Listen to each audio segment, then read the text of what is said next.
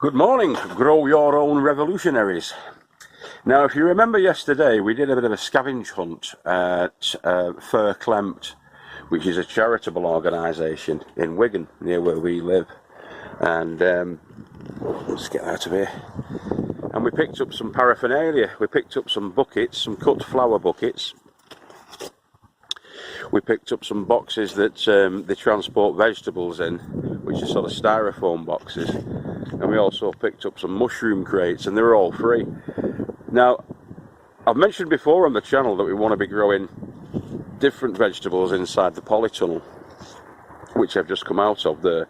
So what we're going to be doing today is we're going to be utilising some of those square cut flower buckets, the Tesco type, which are there. And we're going to be getting those into the polytunnel with onions and garlic in them. So that's today's episode, plus a little bit of a catch-up as well on the seedling starts that we've got in the brassica seedling starts, and also the onions and garlic that are already planted. So yeah, hope you enjoy it. Just a quick vlog today, probably about 20 minutes, something like that. But it's just to keep you up to date and up to speed with what we're up to down here on the Little Farmer's Farm. Catch you in a minute.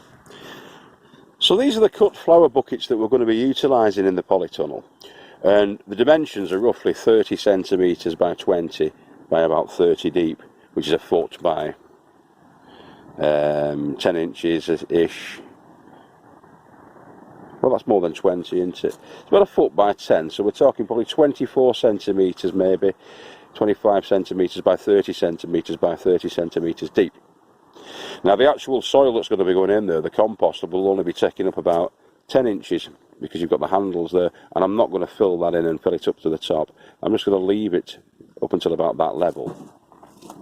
But first of all, if you note with the cut flower buckets, obviously they need to retain the liquid, they need to retain the water that the flowers go into when they fill the buckets up. So we're going to put some holes in the bottom of those, 9 holes of 8 millimetres in diameter, and I need 6 of those. So that's the first step, to get 6 of those with drainage in.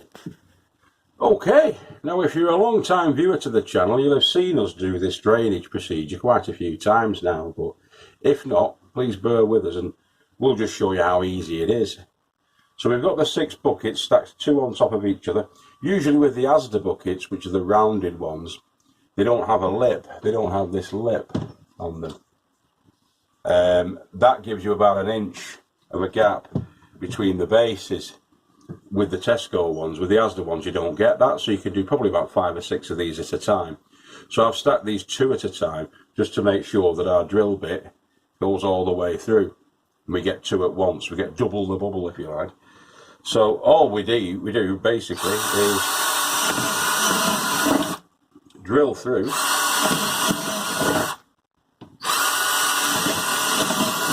in some semblance of order.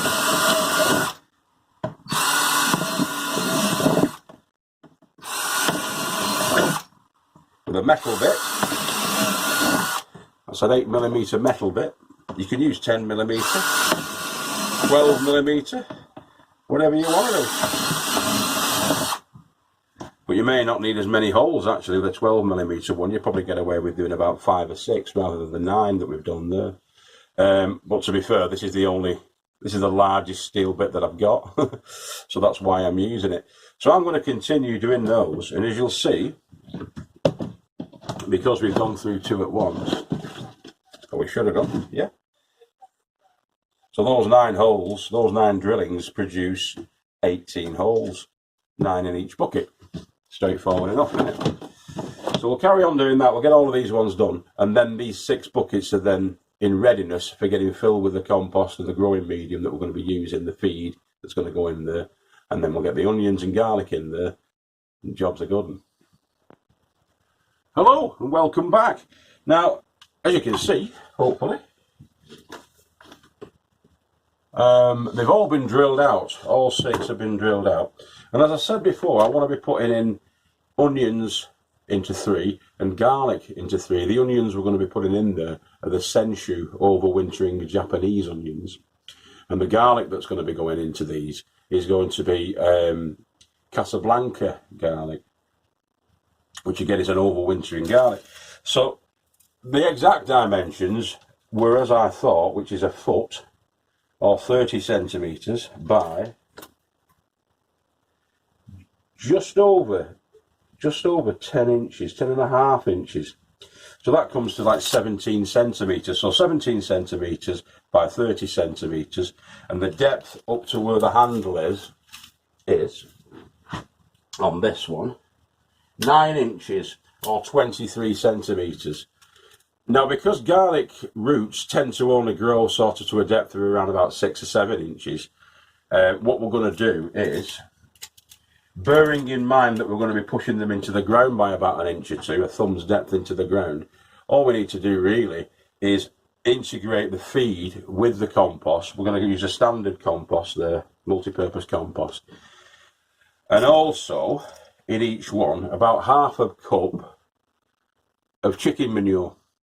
So that's going to go into the mix. So as I'm filling it up, every couple of good handfuls of the compost is going to get a sprinkle of this. And that way, throughout the bucket, we're going to get a good mix of the nutrition. Alliums, the allium family, which is the garlics, the leeks, the onions, all that kind of thing, shallots, the alliums, like nitrogen. They're a nitrogen-loving plant. But we don't want to treat them too well, because what we want them to do is we want them to seek out that nutrition. So in the last sort of like 3 or 4 inches, bearing in mind we've got 9 inches, I'm only going to be putting the feed into the first half of that. So the first sort of 4.5 inches is where the feed's going to go. The rest of it will be standard compost that's going on top. And then as I say, we're going to push the onion and garlic into there, and then let the roots, as the roots come out, the fine roots will come out in the next couple of weeks. They'll actually burrow down to seek out that nutrition, and hopefully, which is what you want, you'll get a good root mass down here in the last half of the bucket. Over the next 6 months, that will continue to feed the plant. Your baby plants don't particularly need a lot of nutrition. You don't want to spoil them when they're little babies. When they get to be juveniles and they're going through the growing phases and they're growing into adulthood, that's when the feed is more prevalent or more sort of required, if you want. So that's what we're going to be doing. So as I say, roll my sleeves up, get into the compost, the multi-purpose stuff, and start to fill up our buckets. So it's got a good couple of handfuls there. I'm going to give it a sprinkle, a light sprinkling, a dusting on the top, work that in, and continue on.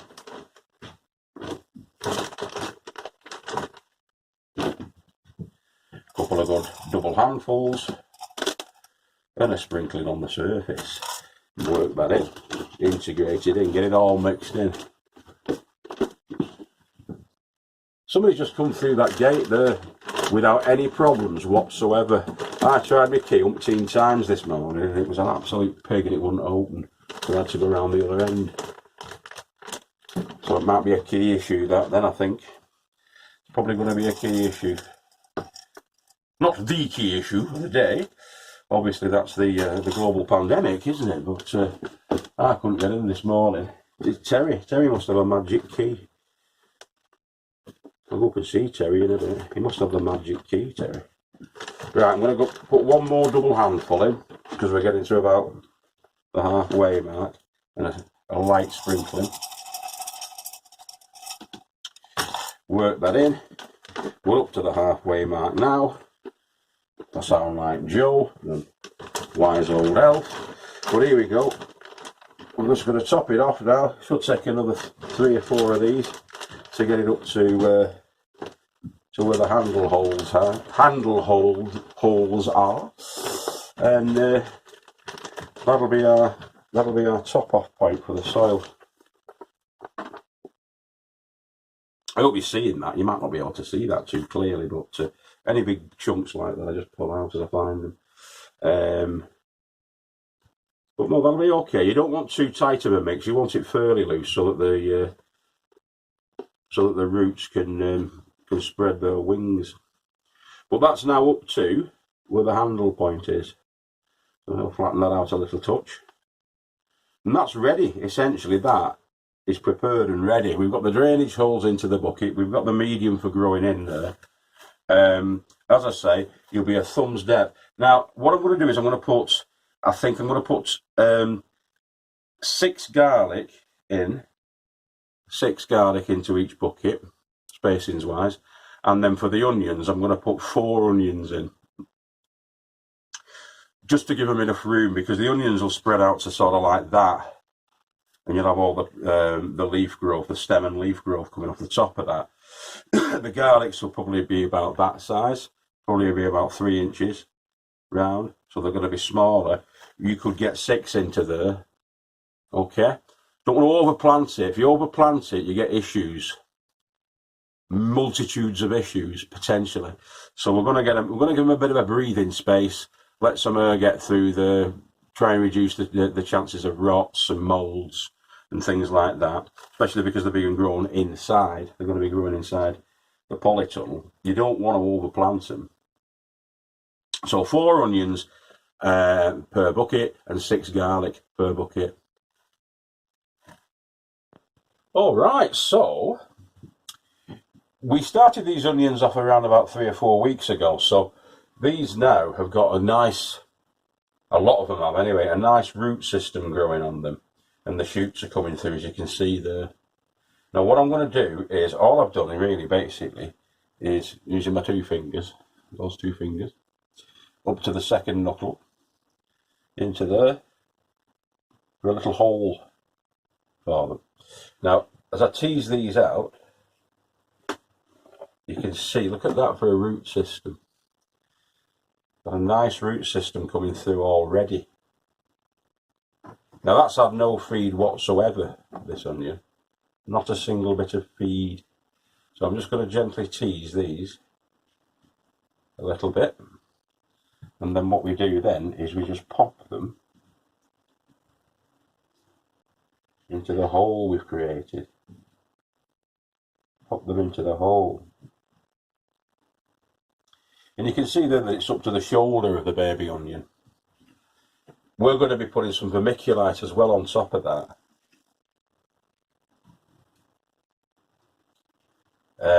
And it sort of assists in helping them not dampen off too much. Retains moisture underneath, but helps them underneath where the roots need it.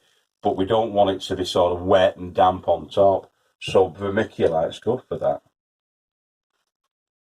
Look at the roots on them. Nice root system. That's only after a couple of weeks, probably no more than 3.5 weeks, I would think, since we started these off. I didn't actually label them, but I'm sure it was only 3.5 weeks ago, something like that, when we started these off. And those roots then, over the coming months, will continue to establish themselves and seek out that organic chicken manure, nitrogen-rich feed that's actually in the soil a bit lower down. It'll go and seek that out. So if you look at the actual depth of where the root system is, pop these out there, they're already probably about 3 or 4 inches, and so because the nutrition's 3 or 4 inches down, the roots will continue hopefully to spread under the surface and go down for the next sort of 6 inches below that. That's what we want. Just gently firm them in. Yeah, and as they overwinter, go through the winter months,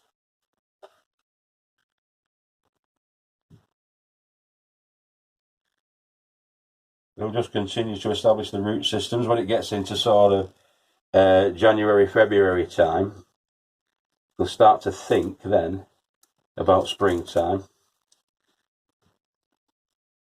And you'll get a lot of shoot growth coming up. You won't get much shoot growth over the next sort of 4 months, 3 or 4 months. Not a real amount of it anyway, shouldn't do. But you never know.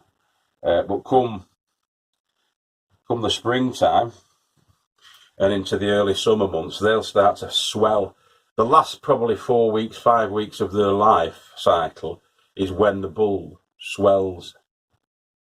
So the onion bulb will swell, and hopefully it'll get to about 5 inches in diameter, 5-6 inches in diameter, and fill the gaps between its mates that you've got in there. and that's when your onions are going to be ready. When of course, later down the line, when they're truly ready and they're not going to do anything else, as long as they've had no diseases and pests that have killed them off, the stems will flop over, and when they flop over, they're done. But you can take them earlier than that if you want to. It's up to you. Okay, so all we do then is apply some vermiculite to the mix.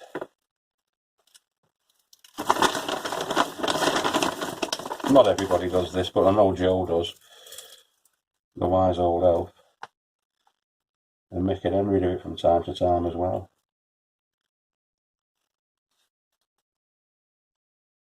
A couple of handfuls. I mean, a bag of this is about $2.99, I think, and you can do probably about 12, well, probably about 20 buckets worth with it.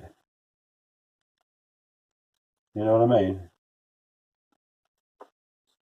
When you work out how much per bucket it's costing you this, the compost bags we get for about £3.75, and you can do this. We'll be able to do the 6 buckets with those. Maybe it may be a little bit more than that. I'll tell you at the end, but I'm guessing we're going to be able to do all 6 buckets with 1 1/4 of the compost. So it's going to be about 90 litres. These probably take about 15 litres a piece, these, of the compost. The amount of chicken manure that we're going to be putting into all of them will be about, I don't know, a quid's worth. Not even, no, it won't even be that. It won't be a quid's worth. It'll probably be about 60 pence worth. So each bucket's going to be 10 pence. So we're up to, what we're up to, it's probably going to cost us about £2.50 per bucket, and we're only going to get 4 onions out of it. And you might think to yourself, well, I can buy 4 organic onions for that. In fact, probably for less than that. But you'll have grown your own onions. You know what's gone on them. There's been nothing at all going on pesticides, herbicides, insecticides, and also the mix that you've got left. All of that compost, you're only going to lose about 1/5 of the volume of the compost, and so you can reuse that. So the cost of that compost isn't going to be a factor. It negates it. The onions themselves probably cost about 10 pence each. The onions sort of sets about 10 pence each. So 10 pence. Each bucket in reality is only costing you around about 70 or 80 pence. So that's considerably less than if you were to buy organic onions, 4 organic onions, large organic onions, hopefully. So work that out. I have, just then, but I'm thick, so I might be wrong. I am thick, and I was wrong. I've just worked it out, well, I worked it out more or less after I shot that little clip, that the compost-wise for all 6 buckets, was a bag and 1/5 of compost, and that's a bag and 1/5.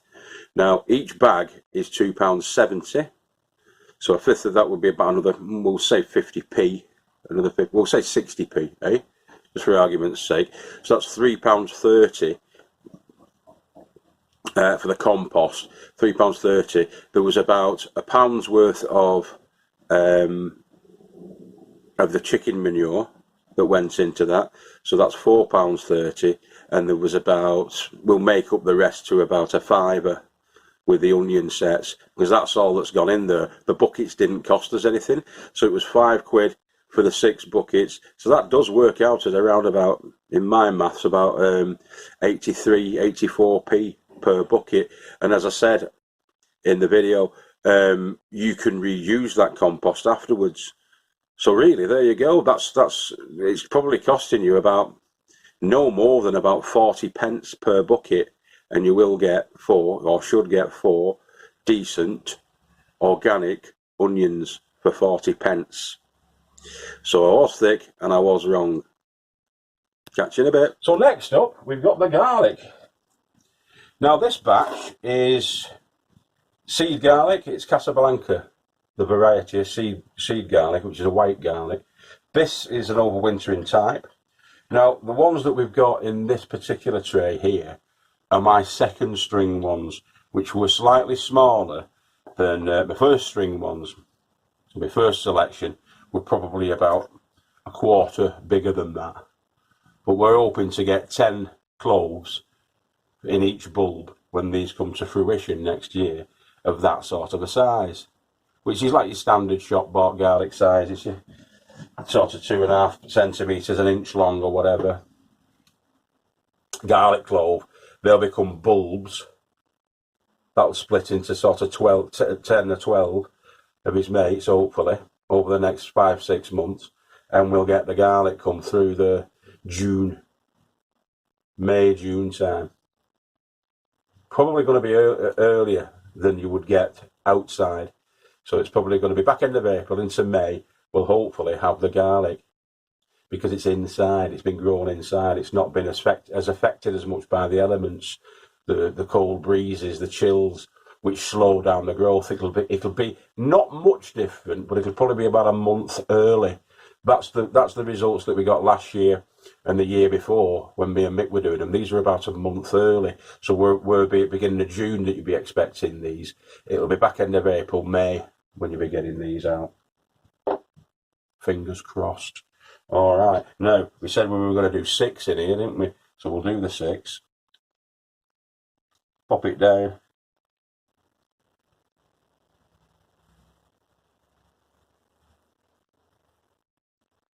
So 6 dots on the dice. These haven't been started, obviously. I'm just starting these off from the seed, if you like. The clove. And there you go. Anybody that grows garlic and onions will tell you that the onions tend to take quite a lot more time, basically, before the shoots and everything start to shoot up and appear, whereas the garlic is usually about twice as quick. So these should start to appear within the next 14 days, whereas your onions start to show their shoots after about a month. And we bury them under the ground. So they're going under. Not far under, but under. You do the same with overwintering onions standardly, but because they'd already been established and everything, I thought, well, I'll put, we'll see how we get on. Right. Absolute professionalism, as always. But there we go. That's going into there. Again, we're going to put a bit of vermiculite on top of it. Stick a bit of the old vermiculite on top. I'll make this all a bit bigger because my hand's fat. I've got fat hands, me, at the moment. Fat hands to go with my fat belly.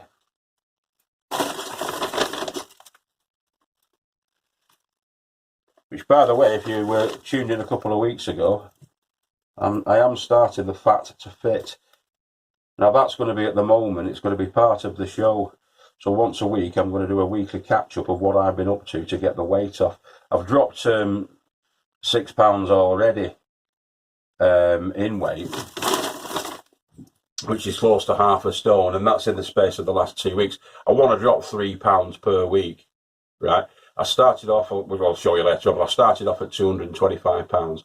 I'm now 219 pounds, and I want to get down to 191 pounds. That's the target. 191 pounds in weight, which for me will be all right because it'll get rid of the belly. That is the only place. Well, a bit of moob, but the belly. And I'm going to be showing you that progress. I'm going to do like one sort of half-hour to an hour show every week, which is not going to be gardening related. It's going to be sort of get the fat off, get fitter, get healthier. Okay, right, anyway, enough about that. So we've got the garlic there. I'm going to label these up. So there's going to be 6 garlic in there, 4 garlic in the other one. I've got another 4 to do, 2 of each buckets, and then we're going to get them into the Tikki Tunnel. Okay, so I put a watering tray in. That's probably about 3 feet by 16 inches, something like that. They're the ones you get from Wilko. If you can find something similar, then find it. They're about 2 inches in depth, the actual dish of the tray. I put about an inch worth of water into the bottom of it, and it's between the beds, the polytunnel beds. So once that's in there, you simply put the buckets in. The holes in the bottom of the buckets allow the compost to sort of absorb the water through the base, and then the roots of the plant seek down that moisture, seek it out, seek the nutrition and the moisture out, and send their roots down to draw up the water and nutrition. So instead of watering from the top, like would happen in nature outside, it's drawing its moisture from the bottom. So there's an inch of water in there, and that's been in there for about 5 minutes. They've been in there, and it's already gone down. I can see that it's gone down by about half an inch. By tomorrow, the majority of that water that's in that tray will be absorbed into the buckets, and the moisture will be retained within the soil in the buckets. Sounds like I know what I'm on about there, but that's what when you're doing this sort of growing method, that's what you do. You water from the base. Same thing with tomatoes and peppers and cucumbers and things like that. Anything really you're growing in buckets, ideally inside, you can water from the base. It'll draw it up and moisturise your compost mixture in that way. Now I'm going to get some onions, I think, and garlic into the gaps around where the cauliflowers are. And what we can do there is we've got to be mindful, obviously, that these cauliflowers will be growing. They'll get bigger. They'll get 3 or 4 times as big as that. So that might be an issue then when that one there becomes quite large. It's going to interfere with our onions. But the beauty, again, of this way of growing is that you can take the buckets out of there, take the tray, put it on the benches here, and let them continue on the benches. You don't have to. I mean, it's just there for the time being. You don't have to leave them there where they are. You can move them about within your polytunnel or your greenhouse. You can move them around if they're getting in each other's way. You can do that. But yeah, I don't see a reason why I can't have some onions and garlic around in a sort of L shape around here. Just avoiding the collies. Right, enough yapping, get cracking. Alright, so the garlic's in, the onions are in, and I've managed to squeeze in, there's 10 garlic cloves there. Obviously, we've got to be mindful, we've got to keep away from the cauliflower, which is up at the top. If our little cauliflowers come through, they're not massive cauliflowers, those, but they will grow to about 18 inches around to 2 feet. So, we've got to be careful that we don't crowd out our garlic we've just put in. So there's the garlic. All I'm going to do with that is just gently brush it over like that. Always bums down and snouts up, boys and girls, as we know. And then give it a water in. Like Monty Don says, always give it a drink. Give them a nice drink. And put a couple of litres of rainwater collected in our water butts. And we've got the onions here, there's 6 in this one. Put 6 in there. The ground's quite moist because I water it in here at this time of year with it still being a little bit warm. I'll give it a few litres, probably about 7 litres.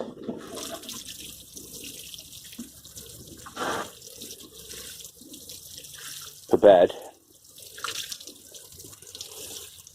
about twice a week.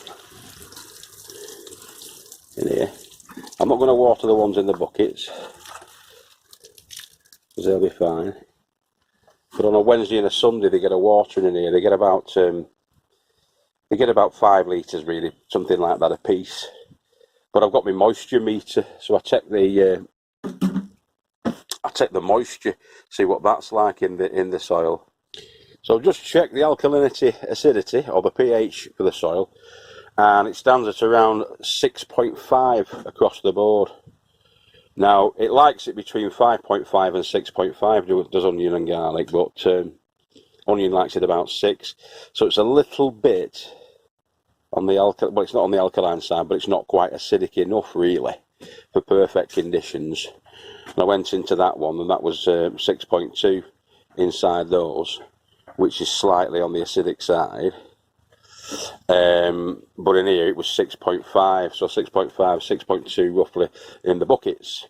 So we'll see how they get on anyway. But the dampness, they like it fairly moist, but not saturated. And if you can look at that there, you can make that out. The moisture level's about right, really. So we want to maintain it at about that. As I say, if they do get too damp, you might get some rotting off. So you've got to keep your eye on that. You don't want it too damp, and you don't want it too dry either, because again it'll die off. But it'll stand a bit of a dry spell. Both of these will stand a bit of a dry spell. But when they're in the fattening up stage, you want to maintain that moisture level so that it draws up the moisture at an even rate, and then it evenly swells and doesn't split or dry out. So we just got to keep our eye on that. Keep it around about that level, the sort of mid-moisture level, and jobs are good. That's great, that, you know. And just to show you, let's wipe it off as well. The beauty of a trampoline frame polytunnel is you can hang stuff up like that, you see, off the springs. But just to show that it does work, doesn't give the same reason all the time. You can see there in that old hanging basket, the soil is dry there. It's dried out, no good.